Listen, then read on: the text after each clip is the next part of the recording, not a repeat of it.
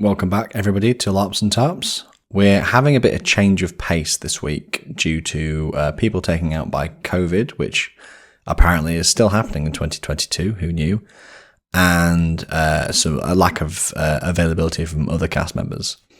So this week we're doing something that's going to be a project for a bit later down the line, but we thought we'd start it now. Essentially, each of us are going to be talking about our respective nations from a culture perspective, kind of going through their history and their history with the Empire, and then some kind of guidance around what the culture actually looks like whilst you're playing the game, and to give you some background to help you decide if our nation is for you. And also maybe you'll learn some things along the way if you are from this nation, or if you're already a player at Empire and you want to learn about other nations that you might want to join, or just so that you're aware of what they're like without having to read through the whole wiki. Hopefully you'll be able to provide some guidance on that. So today I'm going to be talking about my nation, Dawn, giving you an overview of their history, how they joined the Empire. So I hope you enjoy. I hope you learn something. So sit back and enjoy the show.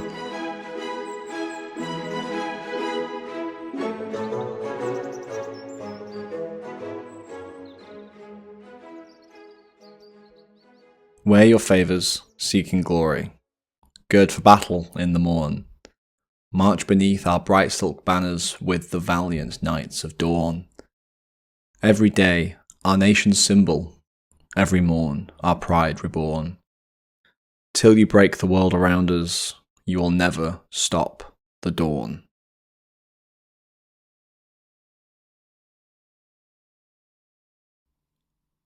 Great deeds are eternal. To the people of Dawn, these are words to live by. Those that dwell in these lands strive to write their names over history, leaving behind a legacy that will be told in the songs of troubadours until the foundations of the world crumble and all that remains is the dust of their bones. To gaze upon the people of Dawn gifts you with a truly glorious sight. Lines of knights and warriors arrayed in shining armour, carrying the colourful banners of their houses. Beautifully presented war mages weaving magic to power their warriors and fell their foes. Troubadours singing songs to spur on the fight. This is a nation of glorious warriors, and the only imperial nation that has never lost land to barbarians. To the Dawnish, life is a quest, a great competition where the goal is glory, an intangible concept that every true person of Dawn holds dear in their hearts. They strive to prove their worth and show that they are worthy of the appraisal of their peers. To be clear, attempting the great, dangerous, glorious feat is as important, if not more, than succeeding it. In Dawn, it is inaction that attracts disrepute, not failure. Do everything you can to succeed, and fail knowing you did so gloriously. Though acting a fool and stupidly running into the jaws of death is not glory, but folly. The glory one shows to the world is what defines your position in the social hierarchy of the nation. In Dawn, you are either yeofolk or a member of the nobility. Unlike some societal systems, nobility in Dawn is earned, not inherited. No one is born a noble. Everyone is born a yeofolk. But anyone can become a noble if they pass a test of mettle set by a noble house. And those that are attempting a test are known as knight-errants, but I'll talk more on this later. There is another force in Dawn, which is nearly as strong as glory, and that is love. Just as important and often as dangerous as glory, and equally deserving of the voice of a troubadour. Many Dawnish seek true love, and they wish to strive for the greatest and most dramatic way to show that love to those that they hold affection for. Grand displays of romance and that pursuit of true love are things that define Dawn as much as chasing glory. Now, these concepts of love and glory are very important, and there's a reason I've spoken about them first. In order to delve into the history of Dawn and its relationship with the Empire, it's important that you understand the forces and culture that drives Dawn in the direction in which it travels and why it does the thing it does. At some point, between the fall of the Empire of Turuniel and the rise of our current empire, 3 waves of human colonization came to the continent. The second of which, settling in the east, were the forebears of Dawn. This early history is filled with the glorious battles that the Dawnish fought against the barbarians that had taken the land that would one day be Dawn. It is generally agreed that the first monarch of Dawn was Tristan the Golden. Under his banner of a rising sun, this tall, blonde-haired warrior king led his glorious nation to drive the orcs away into the marshes from the fertile and rich lands that would become what we now know as Weirwater and Astolat. Now, following the death of this first king, his heir was said to be an enchantress named Circe, though history often remembers her as the Swan, and it was this woman who would create a tradition to define the way Dawn looks upon its leaders for hundreds of years to come, and would one day shape Dawn's place within the Empire. Following the death of her father, the Swan declared that she would not automatically become the next monarch of Dawn, but that her tourney would be thrown, and both her enemies and her allies were to compete. The prize would be the monarchy of Dawn. Once more, your status in Dawnish society is defined by what you do, not from who you are born. Following this great tournament, Arwain the Bold was crowned Monarch of Dawn, although no one can quite agree whether this person was the Swan's sibling, lover, or potentially both. Henceforth, all Monarchs of Dawn would be chosen in this way. Many monarchs followed, enough to make another episode in itself, but our story continues sometime later, at the start of the Empire. One monarch in particular would lay down the foundation of Dawn's destiny.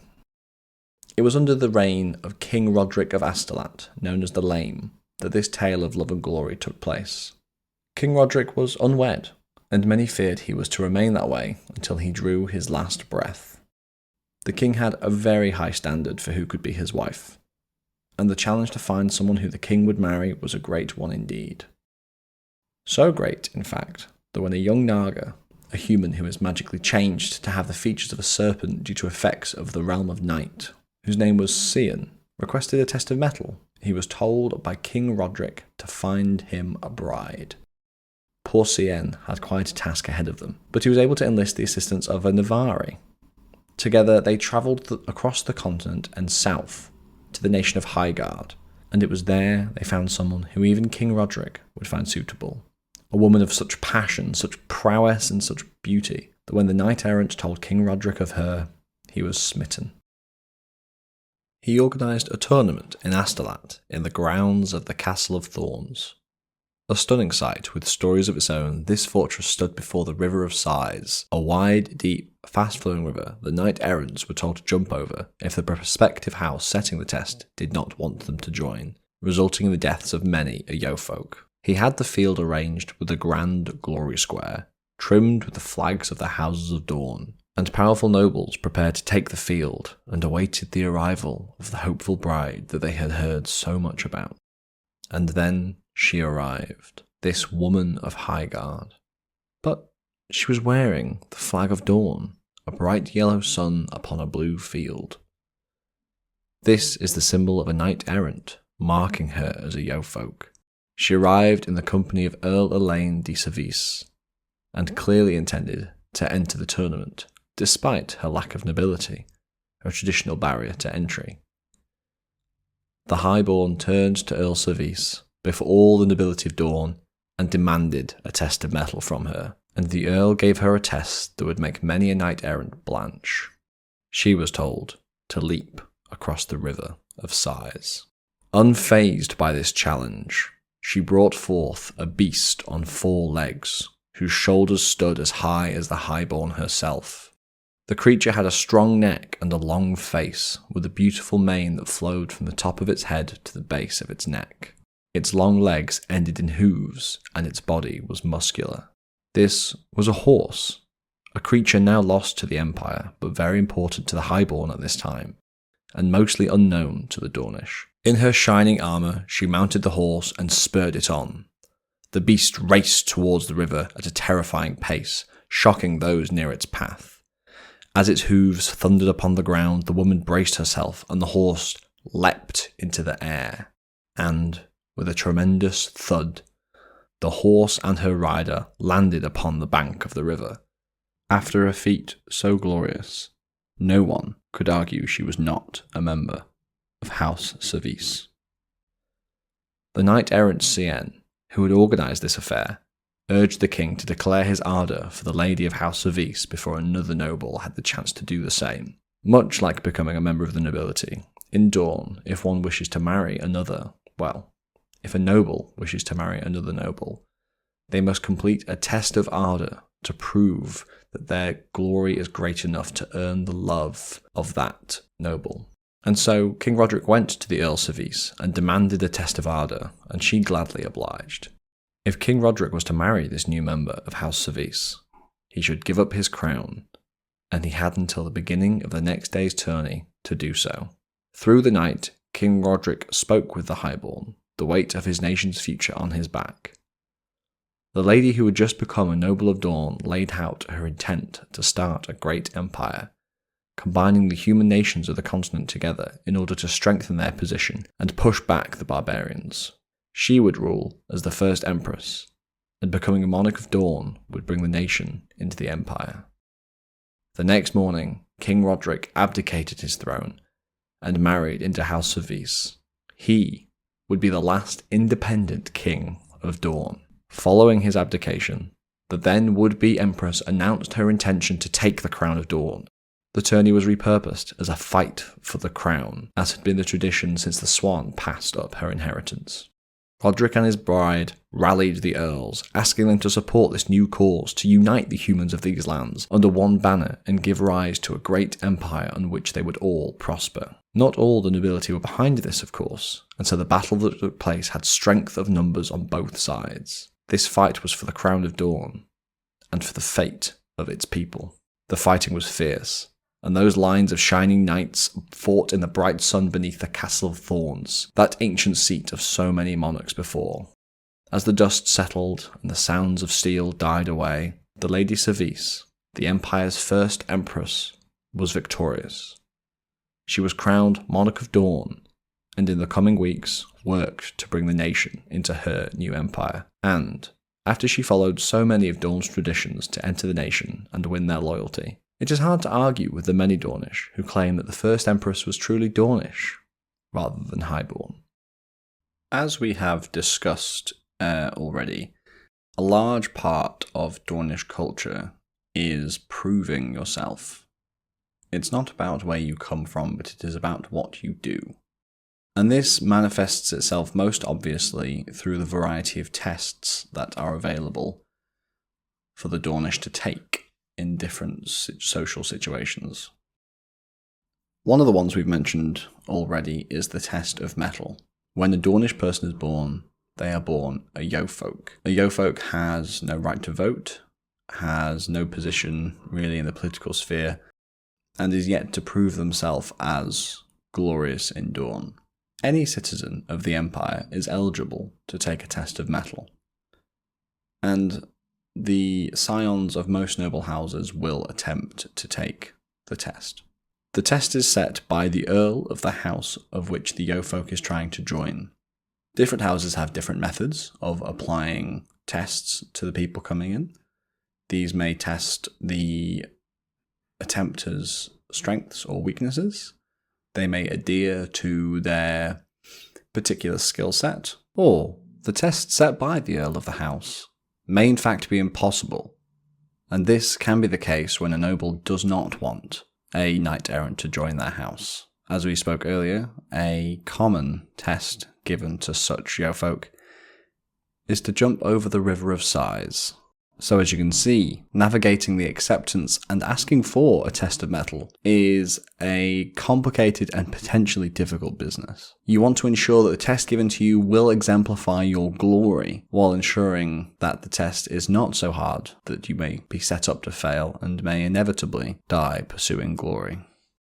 Somewhat unsurprisingly, in a nation full of people who wear their hearts on their sleeves, wish to prove themselves the most glorious, and are very frequently in competition with one another, disputes can arise. When a dispute arises between members of a noble house, the Earl will set a test for those involved in the dispute, known as a test of resolve. The idea behind this is that the Earl does not want to show favouritism to either side of the dispute. And so they set a test, which leans into neither particular strength of either particular side, but will both put them on a similar playing field to test the resolve of their opinion or their side of the problem. The loser faces expulsion from the house. If you refuse to comply with the agreed penalty before the test, this ends up with a great loss of renown and reputation for any of the fighters involved. These tests are also often given to members of other nations who bring complaints against individual nobles. They are not always accepted, but facing such a challenge can bring a good reputation of a foreigner amongst the Dawnish, especially if they win or lose graciously. A test of resolve is in fact the only way for a noble to be ejected from a house. Such challenges are rare though, as this can result in one member who is intended to be expelled defeating the person who was there to test and to get them out, which can result in the person who was supposed to remain in the house all along being kicked out, and the person who remains being the one the house no longer wanted in place.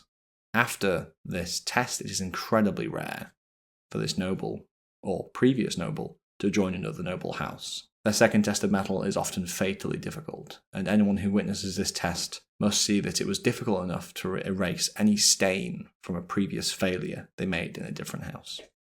This last test exemplifies love and glory, those forces that sit at the core of who the Dawnish are. It is the same test that King Roderick the Lame undertook to marry the first empress that resulted in him abdicating his throne.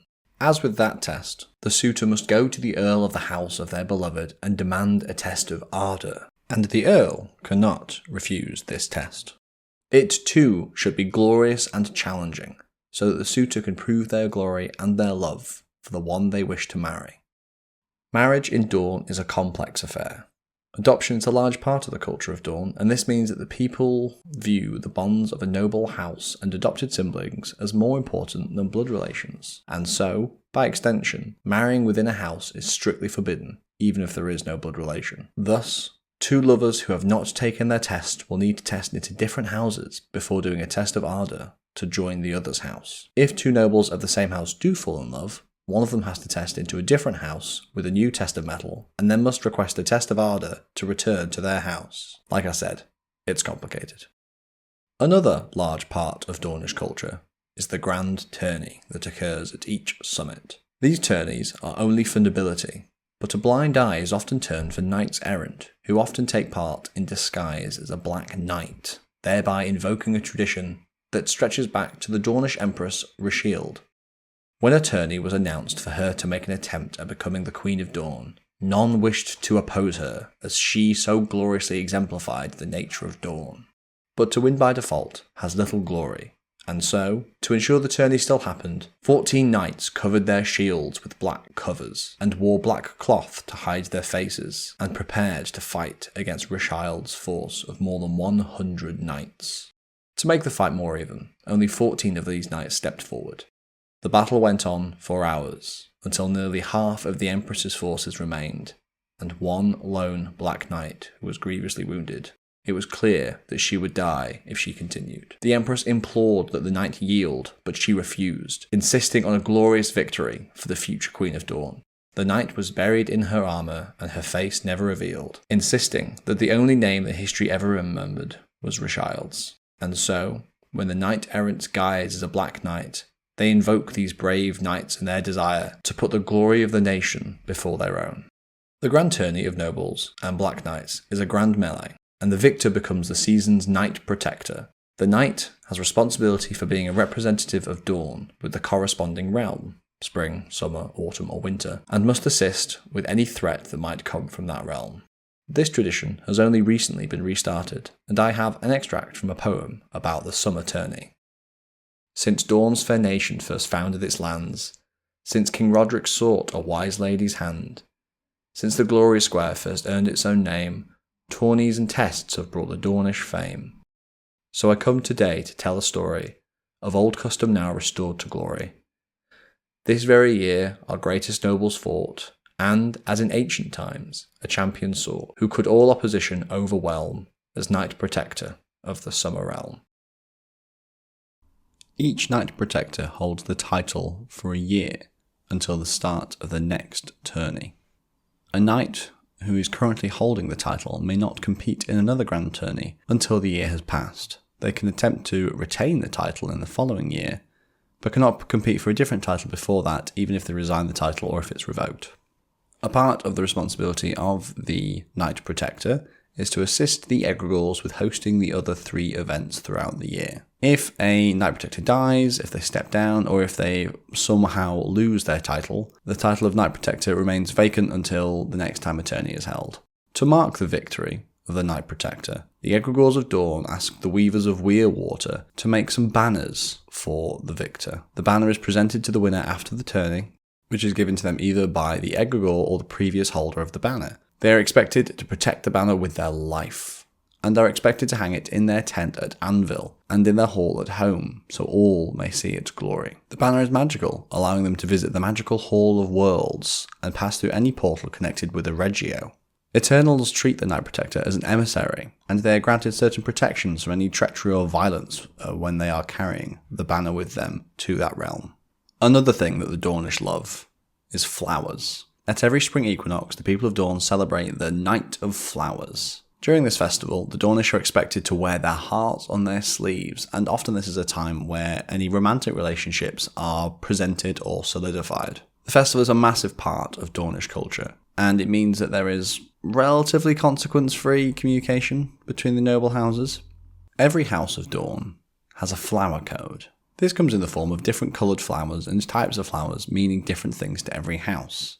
During the Night of Flowers, an individual who has been guised as someone called the Knight of Flowers, somewhat confusingly, is asked to pass flowers around the Dawnish camp to send different messages to different people from different houses in secret. This results in a lot of confusion given the fact that flower codes vary so wildly between houses. Whilst one individual may be wishing to confess their love to another, that rose in their flower code may in fact mean hatred. It is an honour to be girded as the Knight of Flowers, and, somewhat unsurprisingly, there is often a competition to see who will be girded as the Knight of Flowers. If you do not wish to participate in the ceremony, you are expected to wear a black sash to display your choice, and it is not appropriate to give flowers to these people. Magic is how the wizards and witches and other spell users in this world use their learning and willpower to create supernatural effects. However, one does not have to be a magician in order to invoke hearth magic. Hearth magic is the innate magic that suffuses the world, and every nation has different uses of that hearth magic, and Dawn is no different. Dawn has several different types of hearth magic, the first of which being favours. You can be gifted a favour from somebody else, which operates as a talisman to ward off misfortune and help to bring glory to the individual carrying that favour. A common kind of favour is a strip of cloth which has maybe been embroidered or painted to represent some meaning between the person who is giving the favour and the person who is receiving it. But obviously, as I said, the Dawnish love flowers, so another common thing to give as a favour is flowers, which can invoke the same hearth magic. Favours can also interact with another type of hearth magic known as girding. So when somebody is being girded, as I'll talk about in a bit more detail later, they can be presented with a favour, and this favour is often the last thing that is attached to the person when they are girded. However, there are some fairly tragic stories where a favour has been given to someone in bad faith that perhaps carries a curse that will not protect the knight who bears it when they need it most. To most people, girding just refers to putting armour on, or getting your weapons ready for battle. But the hearth magic of Dawn, when it comes to girding, is something a little different. When one goes to battle, it can sometimes pay to be somebody different, to take on some kind of furious, glorious persona on the battlefield to help drive you forth into your enemy with glory and help to defeat them. Likewise, if you are a senator or an archmage, perhaps it works to have a different kind of personality in that scenario, and perhaps you need to channel the energy of a successful orator or a particularly powerful spellcaster. To be girded by someone is to have your armour or your robes or some other item of clothing attached to you that is relevant to the situation you are going into. And then to be girded means you can channel that personality. Perhaps someone who is gregarious, conversational and light-hearted may be girded in their armour and become fierce, aggressive and single-minded. Perhaps someone who is a little more flexible in their opinions or their matters, or is often open to compromise, can be girded before a great debate to be prepared to stand their ground and perfectly argue their opinion. The magical effects of girding are potent and used throughout Dawn. Every noble house in Dawn has its own unique heraldry. This heraldry works as a symbol of the individuals that wear it, and some people even have their own personal heraldry to represent themselves. Some even incorporate their great accomplishments into the heraldry to show who they are and what they have done and what glory they have achieved. Often the heraldry will carry pictures of legendary beasts into their designs. These can invoke different types of hearth magic, which can provide the bearer of this heraldry with some potent power or aura to assist them in whatever endeavours they need to partake in. Because the hearth magic of heraldry ties this heraldry so closely to the identity of the bearer, it is possible to obscure this identity by guising as a black knight, those brave fighters we spoke about earlier on. If you obscure your heraldry with black cloth and cover your face, it is much harder for people to identify who you are. The hearth magic of heraldry means that people are struggling to know who you are, given the fact that they cannot see the very symbols that identify who you are. The invoking of this hearth magic is also incredibly useful when working with Eternals, as they seem incapable of seeing through this disguise. The last piece of hearth magic I want to talk about is love and flowers. Love is not just romantic love, it can also be platonic or filial. True love combines souls together, which means after they have passed through the labyrinth, they may be destined to be reborn and find each other once again in their next life. Flowers are used as a symbol of love, and as I said earlier, are often used as magical favours. During the Night of Flowers, you are often invoking the hearth magic of flowers to represent the love you feel for others, and this can help to bond you to the people that you feel the dearest for. But untrue love can bring a curse upon the people it is used with. One such curse can cause painful burns and welts to appear whenever one touches flowers and has petals on their skin. And people whose love is betrayed can have visions due to this hearth magic, with symbols associated with their relationship withering or burning. There are 3 main regions in the Nation of Dawn. Dawn itself is relatively flat, but is littered with large forests and rocky crags. A lot of these forests are used as hunting grounds for the nobles of Dawn who help to preserve and maintain the forests. In these forests of Dawn, you can find many dangerous things. Wild animals, bandits, monsters, lurking in the trees and the ruins. Occasionally, these can cause trouble for the inhabitants of Dawn, and it falls to the knights of this nation to protect those people. Astolat is the heartland of Dawn, famous for its rose gardens and great granite mountains. This region is home to many a beautiful sight and large parts of Dawnish history. The Castle of Thorns, the old seat of the Dawnish kings and queens, and the place where Dawn's journey into the Empire begun, can be found in Astolat. The castle itself, now, is almost entirely covered in rose bushes, and now serves as an academy for the training of civil servants, and each Dawnish senator has apartments here, with decorations to represent the territory that they govern. Legends say that the roses found around the Castle of Thorns are the remnants of a great enchantment from the enchanter Queen Jessame. The castle was once besieged, and using powerful magic she surrounded the castle with a rose thicket to prevent her enemies from approaching. Other famous features of this territory include the harps of Astolat, 6-foot harps found across the region, playing music as they are influenced by the currents of mana that blow through the air. Old Heart, an ancient town where you can find the finest fruit brandies in the Empire. And Weaving, a place for ritual magics to be taught, and where cabals can meet for the greatest of magical rites. Weirwater is the place in Dawn where you are most likely to find magic users, and the noble houses that live here have more than their fair share. The territory is scattered with deep forests, many unmanicured by the noble houses of the region, and they are occupied by eternal heralds, great beasts, and an abundance of rare herbs. The caves of Weirwater have a dark reputation with the people of Dawn. They are said to contain mysterious magics. And the third region of Dawn is Semerholm. This is the latest addition to Dawn's regions, and the people of this land are known to be a little wilder than the rest of the people of Dawn.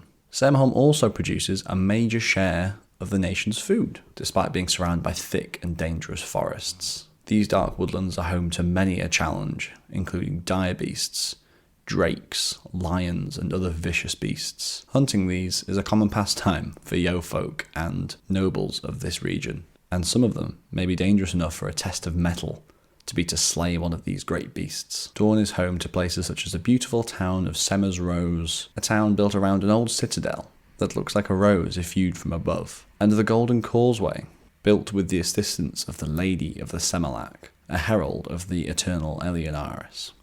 The final region I'm going to talk about is the Barrens. The Barrens is a region that the Dawnish have tried to hold claim for a long, long time. Whilst technically belonging to the Druge and being part of the Malum to the east, there are a good deal of Dawnish who live in the Barrens, and there is a campaign underway to reclaim the Barrens and bring it under Dawnish rule, making it an imperial territory. In recent history, there have been multiple claims from other nations to the Barrens, and there is currently a campaign, as this podcast is released, to reclaim the Barrens for Dawn, but only time will tell who this territory will go to in the end. Love, glory, and great deeds. These are the things that define this nation of great people. There is far more to this land than I've been able to cover here today, and I encourage you to go to the wiki on the Profound Decisions website to find out more if you think the nation of Dawn may be a nation that you would like to join. You're also more than welcome to send any questions you have to me about my experience, or if you want some less opinionated ideas, perhaps email Profound Decisions, and I'm sure they'll be able to help as well. I hope you've enjoyed learning about the history and the culture of Dawn as much as I've enjoyed talking about it. And I hope one day that some of you will become Dawnish, and I hope that some of you that are Dawnish have enjoyed listening to a bit of froth about the nation that I hold so dear to my heart, as I'm sure you do too. If you'd like to get in touch, please reach out over Facebook, Instagram, or Twitter at LARPs and Tarps. And don't forget to subscribe to our podcast on whatever platform you're listening to, or follow us on YouTube if you're listening to us there. Hopefully this week we'll be corrected from our minor COVID incident and we'll be able to get some regular content back out, but I'm hoping to reignite this series with the other nations from the other members of the cast to ensure that we can get a good coverage and it's not just me telling you all to join Dawn, which, look, you all very much should do. Thank you very much for listening, and we'll see you next week.